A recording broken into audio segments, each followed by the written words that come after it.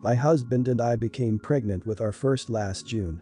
By this point we had already been invited to the wedding of a couple of friends, Jack and Jill. They were both friends with my husband at university, and I became close with them.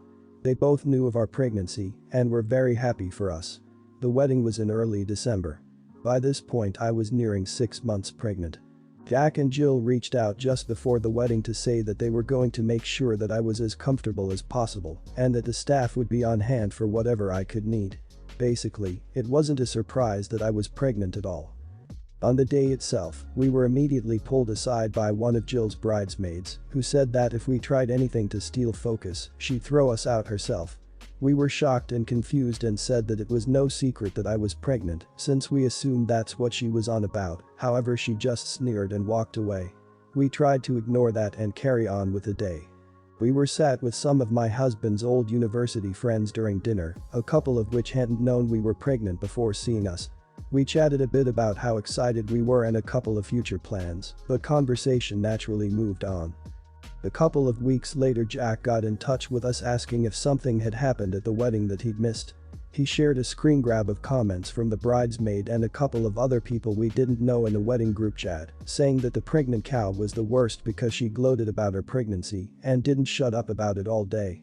We said that never happened, and he agreed that it would be very out of character for us to be like that. Our little girl was born in March, so we haven't had a moment to sit down since then, but we intermittently hear from a few friends who attended that wedding that some of the guests still snipe about us being there and stealing the attention from the bride and groom. To be honest, we still have no clue what we did wrong other than be invited and have courteous enough friends who wanted to chat about our lives and make the day a bit more comfortable. Was it wrong for me to go to a wedding pregnant? Holy hell, not the idiot. That bridesmaid is totally the idiot. Guess what? Pregnant people are allowed to attend weddings and actually discuss being pregnant. I'm glad it wasn't the couple being the idiot about it. Jack and Jill seemed perfectly fine with it. I wonder if bridesmaid had other stuff going on and was jealous that bride was being considerate of you, but that's no excuse. Not the idiot at all. It sounds like that one bridesmaid took it upon herself to be offended on the bride's behalf and probably considered even talking about the pregnancy or baby as trying to upstage the bride. It probably didn't matter to her that those were quiet private conversations where you were the one approached.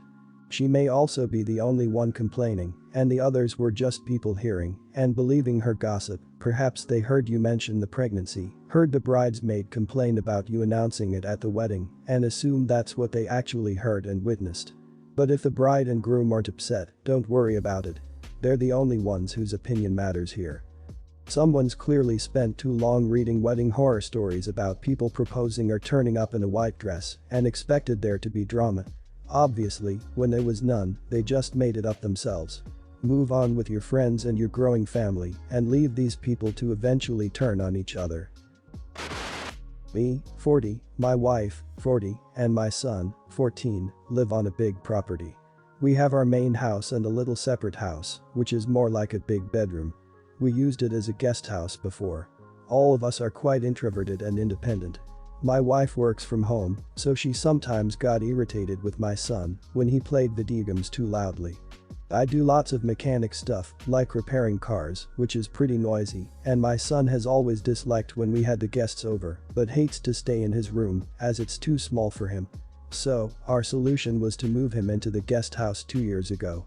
He can always come to the main house, we eat together, play board games, watch movies, and then he just goes back. We checked on him a lot at first, but he keeps the house tidy and organized. I think it's good for our privacy as a couple, and, as he becomes older, it will be much better for him. We still have a great relationship. However, since he moved out, everybody pesters us about how unsafe it is and that something might happen to him and he might start using meds and whatnot. We have consistent fight with my parents and in-laws because he doesn't like the family gatherings and stays in his house, and they just blatantly call us bad parents because we chose an easy way to deal with him. I'm beginning to feel quite guilty about it. So, am I the idiot for letting him live by himself? No idiots here.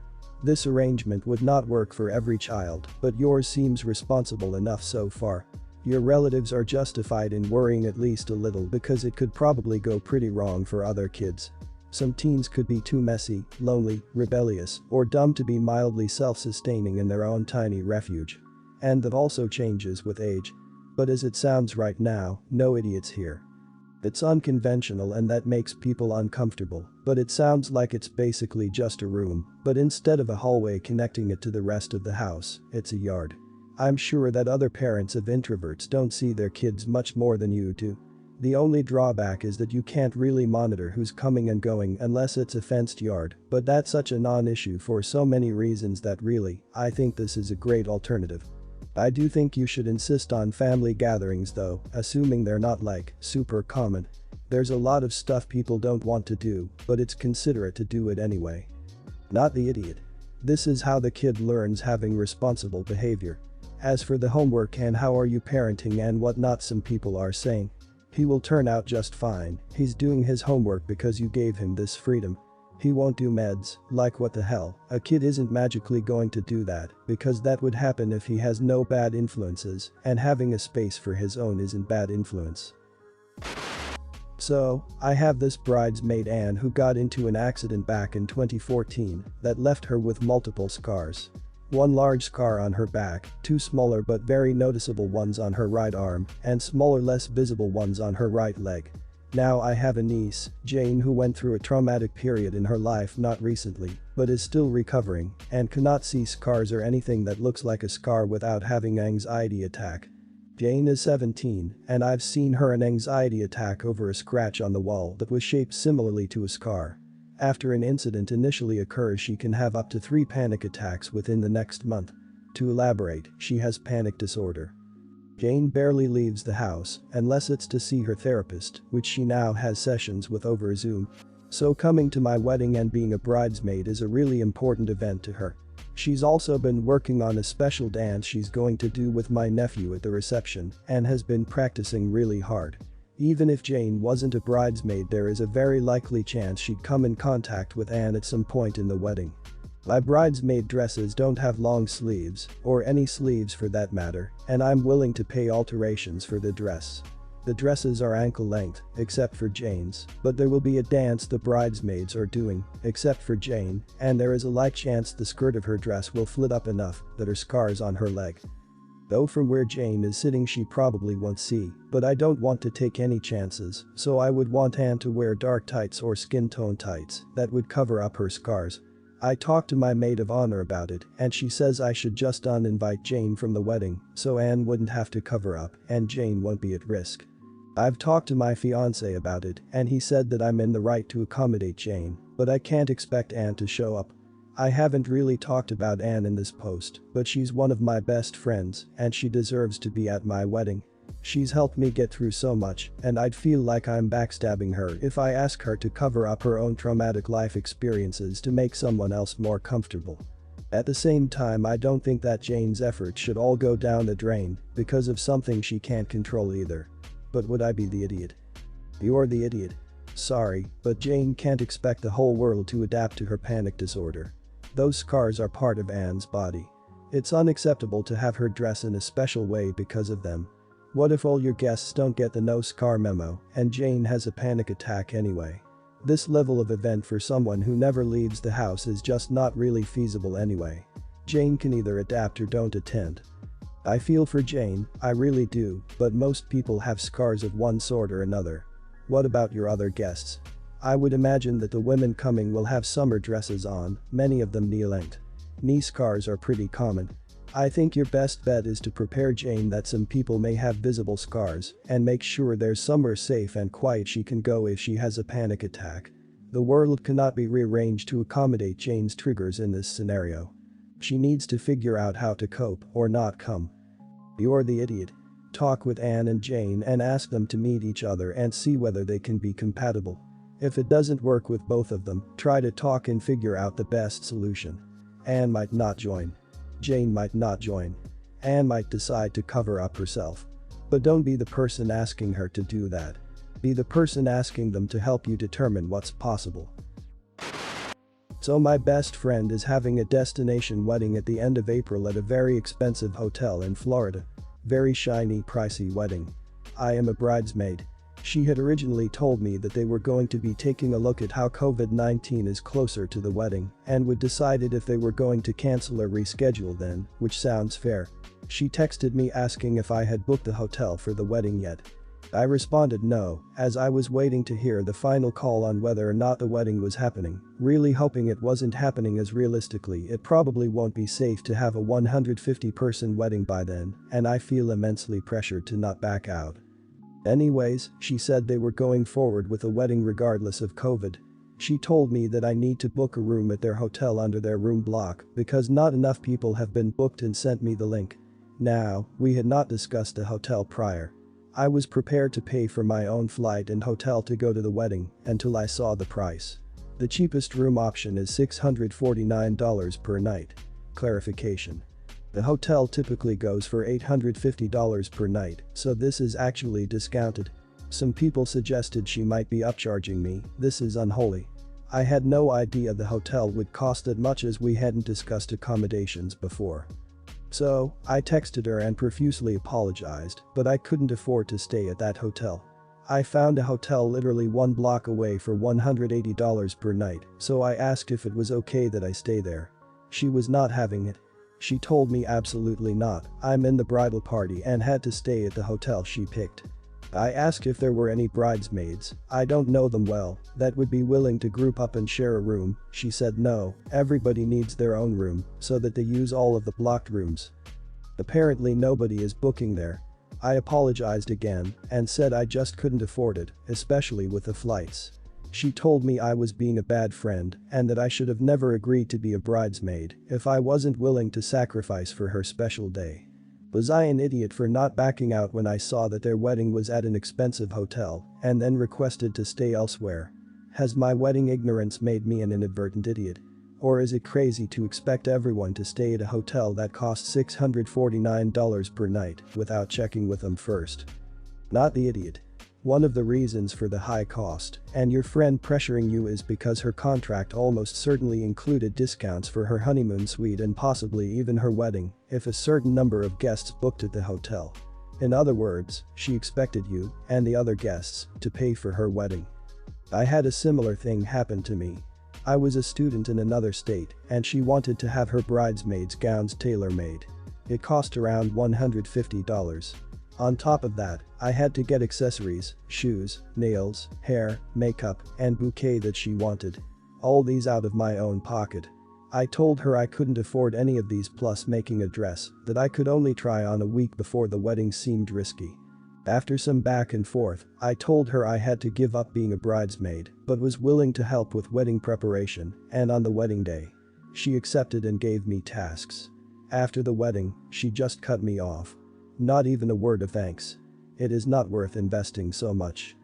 My best friends had a destination wedding in Hawaii. Her and her husband stayed at a very nice expensive resort. She understood that I and the other bridesmaid would not afford the same hotel. She was perfectly okay with us finding an Airbnb close to their resort. No issues whatsoever with us not staying at a resort. Your friend is unreasonable to expect everyone to go to her destination wedding and stay at the same expensive hotel that she decided to stay at. This happened during Christmas actually and was brought up now because somebody spilled the beans. Nice worky. This is between me, 19, my brother, 23, my classmate, 19, who is also my brother's girlfriend Q, and my friend E, 19. So my brother came to me before Christmas and asked me to pick a drawing tablet from the online store. When asked why, he winked and said it was a Christmas gift. Because of the ambiguity of that, I thought it was for me, as I study design and have recently mentioned that I wanted to change a tablet. I picked one of the better ones, one that I wanted for some time but was still saving up for. It was a few $100. My brother bought it without much hesitation. I was overjoyed. When the tablet arrived a few days before Christmas, my brother wasn't home. I took the initiative to open the parcel and started to use the tablet. I know it was a little rude, but I was so sure it was meant for me, so I didn't think my brother would have bothered. When my brother came back, I thanked him for the present, and my brother's confusion turned into annoyance when he saw that I have started to use the tablet. He told me that the tablet weren't for me, it was for his girlfriend Q, my classmate, who also studies design and wants a new tablet. I have always been a rather emotional, so this embarrassment and disappointment had me ended up sniffling in tears. I knew I shouldn't have, but I couldn't control it. My brother, being a softie despite still being mad, gave it up and let me keep the tablet, consider it a Christmas gift from him. He got Q something else for Christmas, something much cheaper. I also got my brother something as expensive as I could afford without leaving me hungry till New Year. Even if the tablet wasn't for me initially, I was happy to have it. I mentioned this to one of my friends, E, and she said that I was being a big baby and shouldn't have kept the tablet. Recently, for whatever reason that is, after months, E decided to tell this to Q. Q becomes very angry with me and my brother and claims that I am the big idiot for stealing her present from her boyfriend. My brother also had a fight with her and they are now in a phase of silent treatment over. Am I the idiot for keeping the tablet? You're the idiot. Just in future don't assume something is yours. Surely you have a smartphone and could have contacted your brother about it before cracking it open. You really twisted your brother's arm here with the crying. You should have just accepted it, apologized and returned it. Plus, if you could afford to get your brother an expensive present, why not just offer to buy the tablet you've already used so your brother can use the money to buy his girlfriend a new one?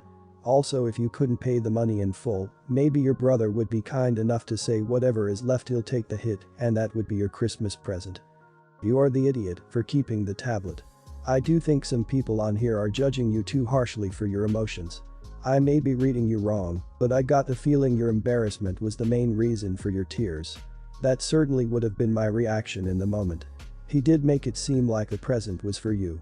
But you still should have waited for him to give it to you. And when he told you it wasn't for you, you should have immediately apologized and returned it. I don't fault you for crying, but everything else was wrong. Even if all you did was open the package, that is a crime and would make you the idiot automatically. Then you doubled down by throwing a fit when you realized you were mistaken. You should apologize and use this as a chance to self-reflect and improve. You are only 19, you can do the work to realize why this was wrong and be a more thoughtful person going forward. I hope you take that opportunity.